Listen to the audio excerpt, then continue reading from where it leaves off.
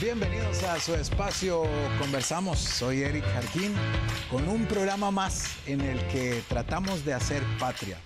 Hoy vamos a hablar acerca de desarrollo sostenible, de la mano de un par de invitados que representan a una corporación dedicada a la industria inmobiliaria.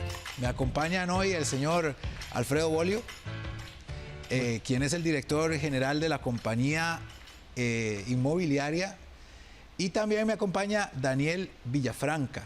Así es, Daniel. Muchas gracias por la invitación. Que es como el área de sostenibilidad. Desarrollo de sostenibilidad. Así es. Bueno, vamos a empezar por el principio. ¿Con qué se come eso de que las compañías inmobiliarias ahora están preocupadas por la sostenibilidad? ¿Qué es eso, don Alfredo? Muchísimas gracias, don Eric, por el espacio y por la invitación a usted y a Sinart y a este programa Conversamos. Entonces, tal vez empiezo por responder su pregunta.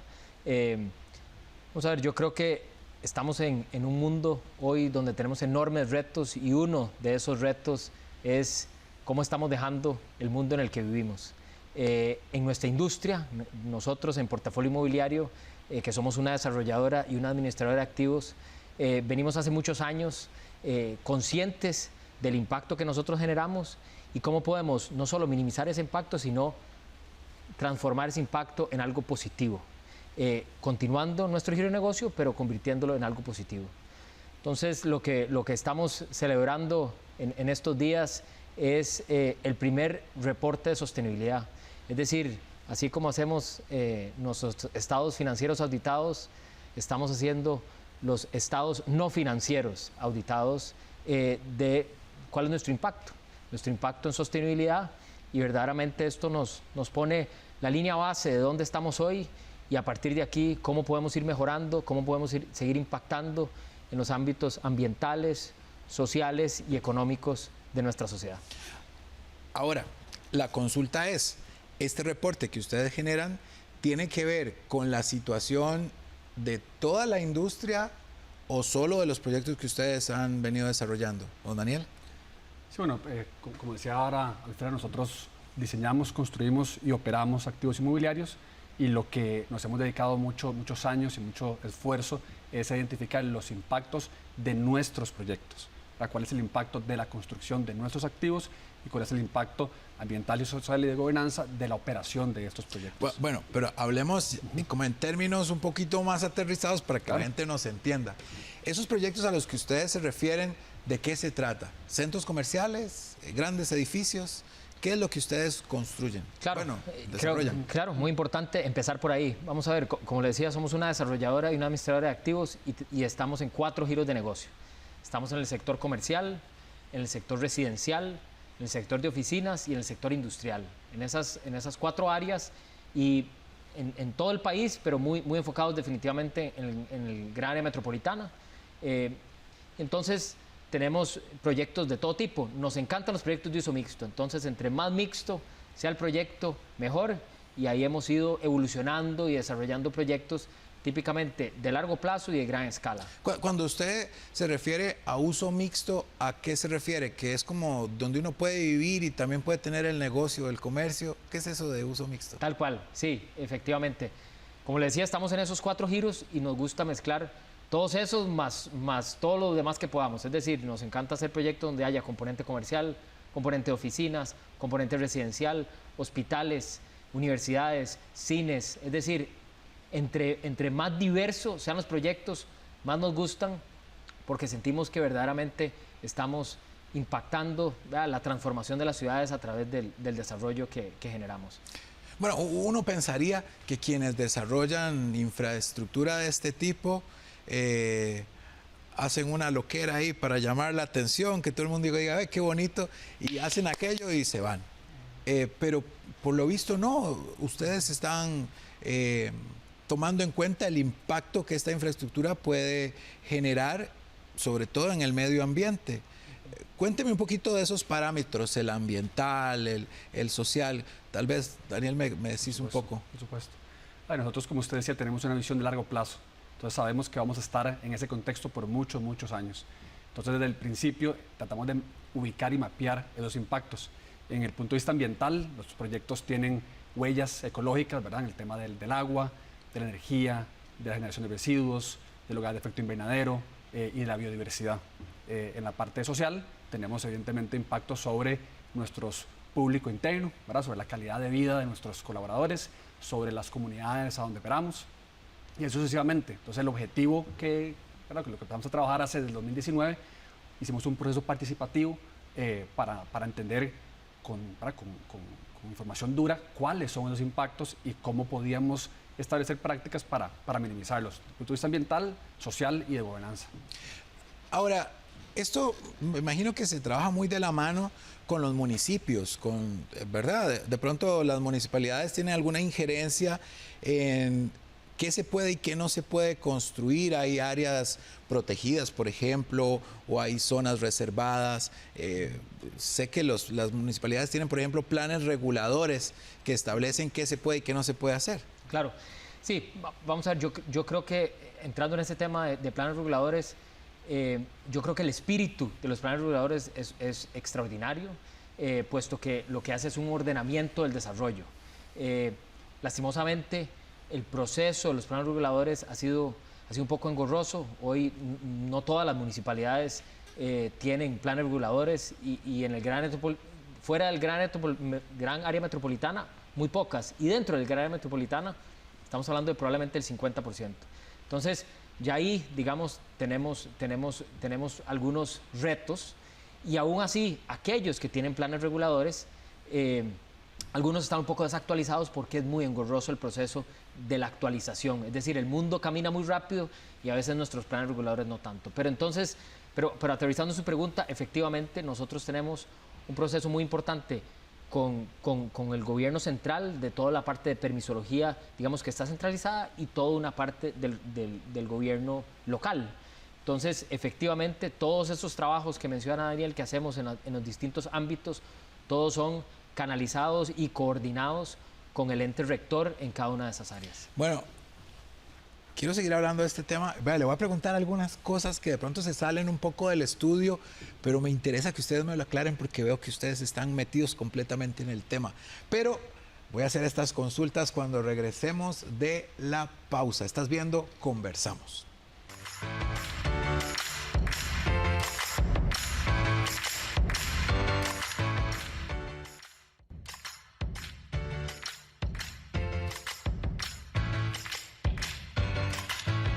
Estás viendo Conversamos. Hoy platicamos con representantes de Portafolio Inmobiliario, con quienes platicamos sobre un reciente estudio que efectuaron para ver si los proyectos que realizan, los proyectos inmobiliarios que realizan, cumplen con estándares internacionales de sostenibilidad. Y este reporte que dan, pues, inspira a muchas otras empresas a tomar esta iniciativa también de darle valor a lo que se hace. No es solamente construir edificios, sino también pasar el reporte de mi compromiso ambiental y mi compromiso social. Tal cual. Pero quiero hacerles una pregunta. En noticias internacionales hemos visto recientemente algunas protestas, sobre todo en Francia o en Europa, relacionadas con las famosas ciudades de los 15 minutos, donde todo está a 15 minutos. Yo vivo en determinada localidad y mi trabajo está a 15 minutos. Y los restaurantes donde puedo ir a disfrutar están a 15 minutos. Y el parque a 15 minutos. Este diseño de ciudad se aplicaría a Costa Rica. ¿Es viable? ¿Es bueno? ¿Es malo? Sí, vamos a ver. Es un tema interesantísimo y creo que podríamos pasar... Sí, sería un programa de 15 minutos, pero un día pero por lo menos un bloquecito. pero vamos a ver.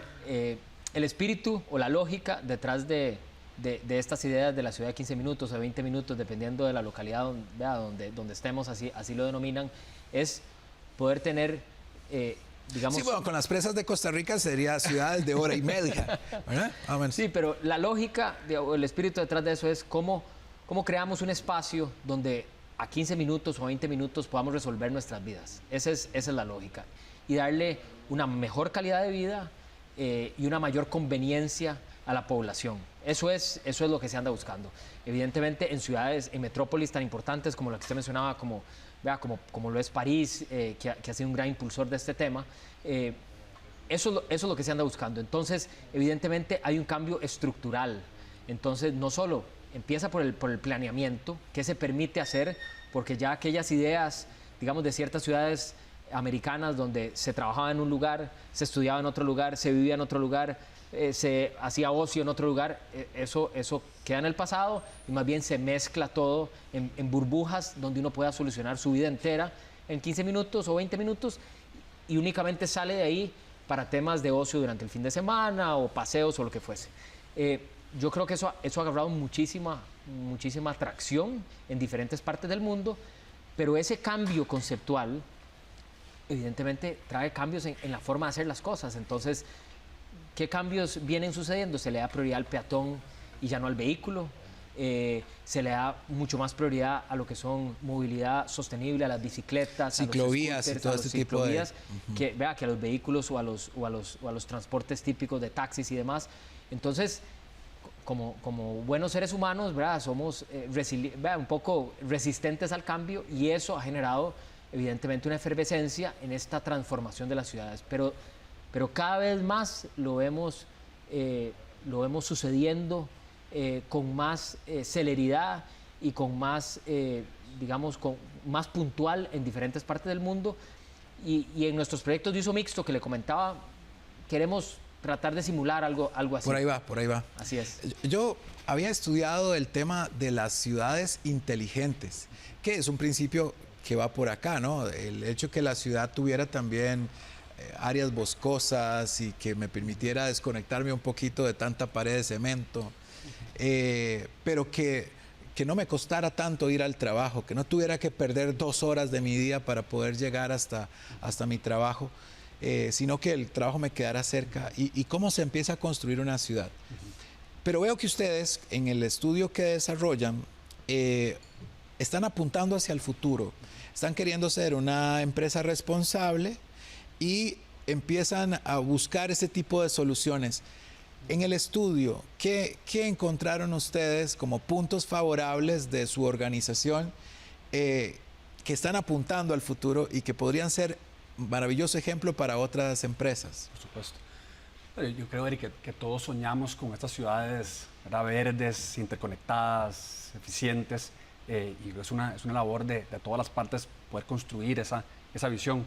Yo creo que el tema de la densificación de las ciudades es algo que debemos hacer por la emergencia ambiental en la que estamos, ¿verdad? Todo este sueño no solo pasa en Costa Rica, ¿verdad? Mucho de Latinoamérica y otras partes del mundo están pensando cuál es el modelo de desarrollo y de ordenamiento territorial al que debemos apuntar. Y hay un montón de datos e información de los beneficios para la gente, teniendo ciudades más compactas, más densas, con un modelo de movilidad orientado hacia el transporte. El tema de transporte público, de caminabilidad, lo que estás hablando. Nosotros de portafolio lo que empezamos a hacer primero es, tenemos que responsabilizarnos por nuestros impactos primero. O sea, ¿qué pasa cuando nosotros construimos? ¿Cuáles son nuestras huellas? Cuando nosotros operamos, ¿cuáles son nuestras huellas? Para a partir de ahí, entonces sí poder incidir hacia afuera. Pero uno no puede de verdad empezar a incidir hacia afuera si adentro no tiene las cosas bien ordenadas y estructuradas. Entonces, ¿qué es lo que empezamos a hacer? Empezamos a entender, digamos, nuestra huella de carbono, nuestros inventarios. Entonces levantamos nuestro inventario de gases de efecto invernadero en los proyectos que operamos. Adicionalmente lo hicimos también en la parte de construcción, ¿verdad? Porque imagínense que en datos globales el 40% de las emisiones son del sector construcción, o sea, construcción y operación. Básicamente 27 operación, 13 construcción. ¿Cuáles son en Costa Rica? ¿Verdad? ¿Cuáles son las nuestras? Y cómo entonces podemos mitigar, compensar, ¿verdad?, y ir ordenando la casa desde un punto de vista ambiental. Entonces, al hablar de ciudades sostenibles, tenemos que pensar en ciudades descarbonizadas, ciudades que permiten el contacto con la naturaleza, con la biodiversidad, y eso es algo que tal vez el desarrollo inmobiliario también, por supuesto que se le achaca por el impacto que tiene sobre la biosfera. Nosotros, por ejemplo, en temas de biodiversidad, en vez de darle, digamos, la espalda, más bien buscamos hacer lo más innovador posible. Entonces, en uno de nuestros proyectos, desde el principio, empezamos a medir aves, anfibios, reptiles, macroinvertebrados, empezamos a hacer programas de ciencia ciudadana, a crear nuestro propio vivero, a crear una especie de reforestación con árboles diversos, ¿verdad? Prácticas que ningún otro desarrollador en la región hace, ¿verdad? Entonces, practicamos temas de innovación con una visión muy clara y con un plan, sobre todo, con una estrategia súper clara. Nosotros tenemos 102 indicadores de diferente nivel, ¿verdad?, para que nos guían para poder llegar a esa visión que tenemos de una visión de una ciudad más resiliente. Ya le voy a preguntar, Por supuesto. ya le voy a preguntar sobre las energías limpias, pero espere que voy a un pequeño corte comercial y ya regresamos. ¿Cómo se adapta Portafolio Inmobiliario al tema de energías limpias y todo esto que está muy en boga? Ya regresamos.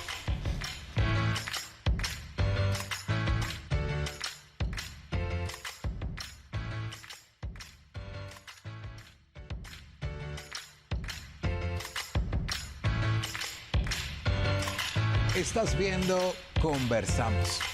Hoy platicamos sobre desarrollo inmobiliario, pero que tiene conciencia de sostenibilidad. Y en el bloque anterior hablábamos sobre una serie de indicadores que ha creado Portafolio para medir su huella de carbono o sus responsabilidades para con el medio ambiente. Me imagino, y sigo preguntándoles, me imagino que también han contemplado el tema de las energías limpias y cuántos paneles solares ponen y qué tan grandes son las ventanas para que entre la luz del sol por el este y después por el oeste. ¿Es eso también contemplado dentro de estos indicadores? Por supuesto. Dentro de la estrategia de sostenibilidad del 2020 al 2024 tenemos 13 temas y uno de ellos es administración eficiente de la energía. Entonces, principalmente la gente lo que piensa es ponga paneles, ¿verdad? Ponga paneles de una vez rápido. Y en realidad lo que hemos descubierto y lo que dice la teoría de los expertos es que hay una serie de principios que parten desde el diseño eficiente de los desarrollos antes de pensar en los paneles. Entonces, lo que usted decía ahora al principio, ¿verdad? ¿Cuál es, digamos, la interfase con el tema bioclimático? Si yo construyo el edificio, ¿verdad? con estos grados de acuerdo a la salida del sol, cómo eso va a afectar la ventanería que yo utilice. Una pregunta, sí. Claro. Pero esto es más chisme que otra cosa. ¿Qué opinan ustedes del edificio de la Asamblea Legislativa? Así como, sí, ¿cumple o no? Vamos a ver, no lo hemos analizado en este nivel de detalle. Vamos a ver, desde el punto de vista, yo creo que uno lo puede analizar desde el punto de vista de diseño, ¿verdad? Que es una parte muy, muy óptica y muy subjetiva, definitivamente. Y después está desde el punto de vista, de bioclimático y todo lo demás. Me parece, por lo que estuvimos leyendo en la empresa, el edificio de la Asamblea Legislativa cumple con todo eso. El hecho más bien de tener, digamos, estos cierres mucho hacia afuera, que arquitectónicamente pues algunos tienen sus críticas y demás, hace más bien que se proteja de muchos de los rayos del sol y por ende no calienta muchas de las oficinas y más bien hacia adentro tiene el ingreso de la luminosidad y entonces hay no se ocupa tanto aire acondicionado. Sí, y está abierto, vea, cuando uno camina a la Asamblea hay muchas partes que están abiertas y todo lo demás. Entonces, es decir, evidentemente no participamos en nada del diseño y todo lo demás y hoy estamos viendo el resultado, pero yo creo que... No siga, Alfredo. Era un chismecillo que yo quería nada más aclarar.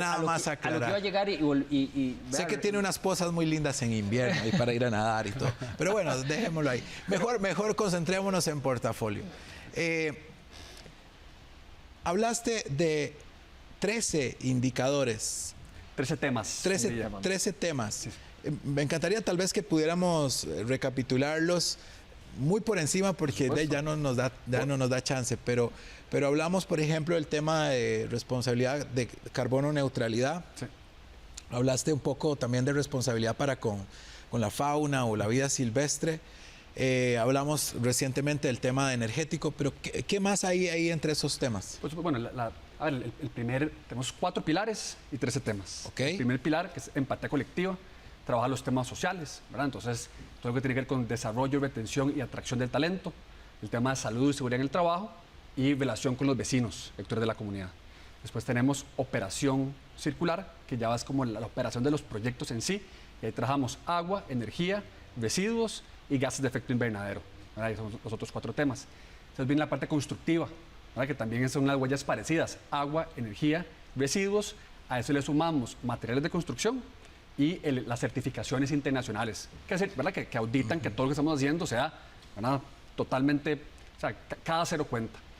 Y el último eje es gobernanza y comunicación, que tiene los temas de ética empresarial, gobierno corporativo, cadena de valor, o sea, todos nuestros proveedores, contratistas, incluye la sostenibilidad en ellos, y el último, que es comunicación. Esos son todos los temas, y ahí están los 102 indicadores que le hablaba anteriormente, distribuidos en diferentes niveles, indicadores, digamos, de manejo, indicadores de impacto, indicadores de performance, en todo, y eso es lo que nos tiene trabajando, digamos, que muy arduamente. Bueno, definitivamente a mí me inspira saber que nuestra industria está abocada no solo a generar una economía de crecimiento, sino que también está, que es propicia a que los cambios que surjan sean responsables. Vamos hacia un mundo cada vez más complejo y necesitamos empezar a sentar responsabilidades desde hoy. Alfredo, me encantaría que, como a modo de cierre o de conclusión de este espacio, vos hicieras un llamado al resto de los empresarios, no solo del ámbito en el que ustedes se desenvuelven, que es el de la industria inmobiliaria, sino a todo tipo de industrial, comerciante, cuyo estudio, o con un estudio similar al que ustedes desarrollaron, podría hacer grandes cosas por el planeta. Sí, pero de nuevo. No me lo diga a mí.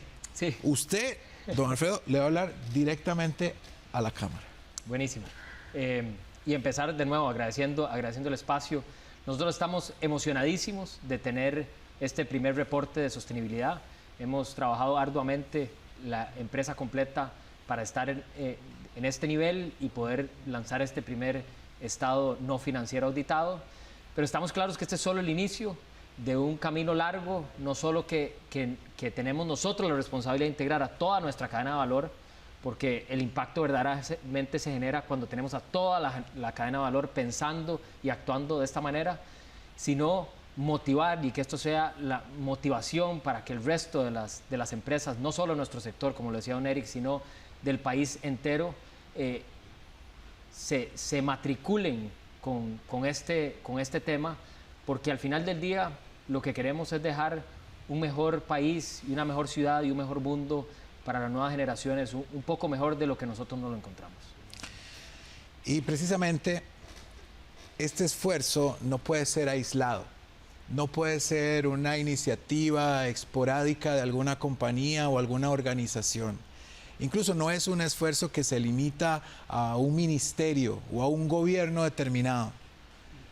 Este es un esfuerzo que tenemos que hacer en común. Es un esfuerzo que debemos suscitar todos, como ciudadanos de Costa Rica y como habitantes del mundo.